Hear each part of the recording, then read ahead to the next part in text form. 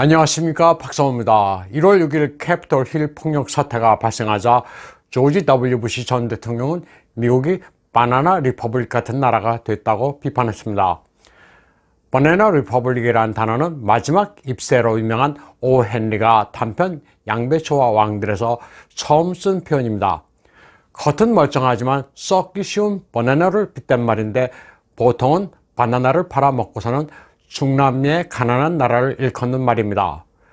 의회 폭력 사태를 트럼프 대통령이 사주했다는 식으로 비판한 겁니다. 같은 공화당 소속임에도 불구하고 조지 W. 부시가 트럼프 지지 시위대를 폭력 행위의 당사자로 몰아가며 비아냥거렸습니다.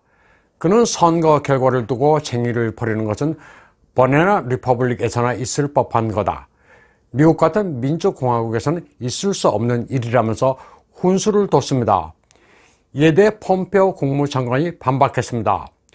부시의 발언은 바나나 공화국과 미국 민주제도에 대한 이해 부족에서 온 것 같다고 말했습니다. 폼페오는 폭력적인 민중이 권력을 행사하는 게 바나나 공화국인 반면, 미국은 공권력이 폭력적인 군중을 제압하며 시민들이 법에 따르고 정부는 헌정을 준수해 직권을 행사한다고 점잖게 반박했습니다. 역사적으로 보면 미 캐피톨 힐이 파손된 것은 1814년 영국군이 불태운 이후 처음 있는 일입니다. 의사당 건물 안에서 기물을 파괴한 것은 중범죄에 해당합니다. 트럼프 대통령도 폭력은 있을 수 없다고 못 박았습니다. 미국 기독교계 빅토리 채널은 1월 6일 캐피톨 힐 현장에서 의회 경위가 폭력 시위대를 맡기는커녕 안으로 들어오라고 안내하는 화면을 소개했습니다. 손을 흔들면서 어서 들어오라고 신호를 보내는 장면입니다. 예전에 트럼프 대통령의 당선을 예언한 바 있는 랜스 월라우 목사는 상당히 미심쩍은 상황이 벌어졌다고 평가했습니다. 경찰이 군중 심리를 이용해 시위대를 안내해 의사당 안에서 폭력 사태가 발생하자 주류 매체들이 일제히 친트럼프 폭도가 난입했다는 똑같은 왜곡 보도를 쏟아냈다고 비판했습니다. 이 프로그램에서는 의회에 난입해 아주 유명 인사가 된 뿔모자를 쓴 바이킹 차림의 남자 사진도 소개했습니다. 의사당에 가장 앞장서서 난입한 이 남자와 같이 기념사진을 찍은 이는 바로 낸시 펠로시 하원 의장의 사위 미셸 보스였습니다.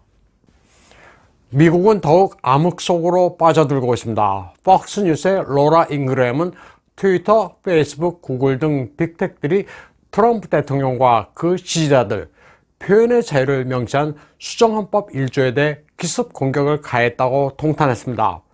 좌파들은 반대자들의 소셜미디어 계정을 차단했습니다. 트위터가 트럼프의 계정을 영구 차단하겠다고 했고, 구글이 팔러 앱을 중단시키고 애플도 똑같이 하겠다고 밝혔습니다. 트럼프의 임기가 열흘 남았는데도 낸시 펠로시는 보복을 하겠다는 자세입니다. 당장 퇴진하지 않으면 탄핵을 하겠다는 겁니다. 한 차례 탄핵 시도가 펜스의 반대로 좌절됐지만 다시 탄핵 카드를 꺼내겠다고 했습니다. 낸시 펠로시는 트럼프가 위험하기 때문에 당장 물러나야 하며 기소될 것이라고도 했습니다.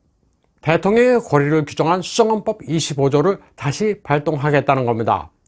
반대파는 무조건 악으로 규정돼야 하며 목소리를 잠재워야 한다는 게 민주당의 입장입니다. 그리고 가능하다면 감옥에 보내야 한다는 겁니다. 남은 기간 동안 폭력과 불안 요소가 있다고 주장하지만 정작 그들은 여름에 발생했던 BLM, 안티파의 방어와 약탈에 대해서는 침묵을 지켰고, 폭도들의 협박 행위를 눈감았다면서 이는 사기나 다름없다고 잉그램은 말했습니다. 그러면서 민주당은 반대 입장을 가진 수백만의 미국민들을 악마화하고 입을 다물도록 강요하는 데는 절대 권력을 추구하기 때문이라고 했습니다. 국경 문제와 대중무역, 중동 문제, 그리고 그들의 정책은 중산층에게는 재앙이라고 했습니다. 이 때문에 폭스뉴스의 인터뷰에 응하지도 않고 있다고 말했습니다. 이는 그들의 정책에 대해 질문하지도 말라는 겁니다. 잉그램은 바이든의 두서없는 이야기가 나치 독일 내지 버클리의 막시스트 교수 같다고 말했습니다. 조 바이든은 2차 대전 종전 14주를 남겨둔 시점에서 이루어진 드레스덴 폭격에 대해 횡설수설했습니다. 드레스덴의 소위탄이 떨어져 200명 정도 사망한 것을 괴벨스가 25만 명이 사망했다고 거짓 선전을 했다고 말했습니다. 바이든이 워낙 횡설수설의 의미를 정확히 파악하기는 쉽지 않지만 민주당에 대한 비판이 과장됐다고 주장한 것으로 추정됩니다. 인구로하면 2000년만 하더라도 미국은 세계에서 가장 부유하고 강력했지만 오바마 시절에는 중산층의 임금이 깎이고 중공이 부상하는 와중에 어리석은 전쟁으로 수많은 생명과 자금을 잃었다고 말했습니다. 인종 간 갈등도 고조됐고 학교 교육의 질도 떨어진 상태에서 2016년 민주당은 부시나 힐러리 클린턴 같은 정치인을 대통령으로 세우려 했지만 예기치 않게 트럼프가 승리했다고 말했습니다. 트럼프가 당선된 이후부터 민주당은 트럼프를 미워하는 수준을 넘어 그를 제거하려고도 했지만 트럼프는 반대 목소리를 허용했다고 말했습니다. 그녀는 워싱턴 정가 기득권 세력의 문제점을 조목조목 열거했습니다. 우선 그들은 어리석었다고 지적했습니다. 존 F 케네디 시절에는 노벨상 수상자와 만찬도 많이 했지만 정치인들은 독서를 등한시했다고 말했습니다.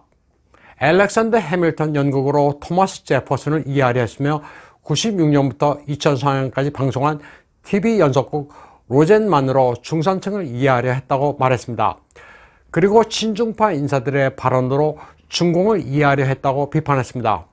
시진핑은 절대 독재자가 아니라는 엉터리 학자들의 말을 듣고 정책을 추진했다는 겁니다.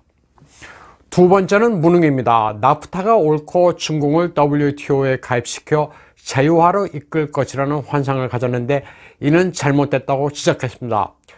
중동에 개입해 해방자로 환영받을 줄로 착각했다고도 말했습니다.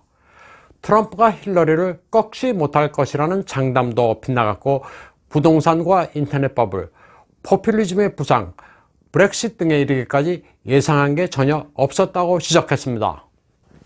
세 번째 문제는 부패입니다. 토머스 제퍼슨은 사망 직전 파산 상태였고 해밀턴은 빚만 남기고 사망했는데 워싱턴의 기득권은 국민들을 제쳐두고 자신들의 배만 불린다고 실태했습니다. 네 번째는 비겁함입니다. 도전에 응전하기보다는 도전자를 입 다물게만 하고 있다고 말했습니다. 업적으로 평가받으려 하는 게 아니라 반대파를 협박해 목소리를 내지 못하도록 하는 데만 골몰하고 있다고 지적했습니다. 다섯 번째는 일하는 계층을 무시하는 점입니다. 트럼프를 지지하는 워킹 클래스를 아예 미워하고 제거해야 할 대상으로 여기고 있습니다.